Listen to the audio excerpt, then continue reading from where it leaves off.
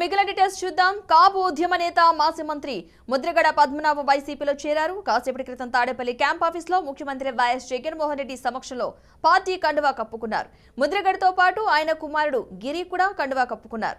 ఈ సందర్భంగా వైఎస్ఆర్సీపీలో చేరడం సంతోషంగా ఉందని ముద్రగడ తెలిపారు. ముద్రగడ ఏ పార్టీలో చేరతారో అనే ఉత్కంఠకైతే మొత్తంగా పులి స్టాప్ పడింది.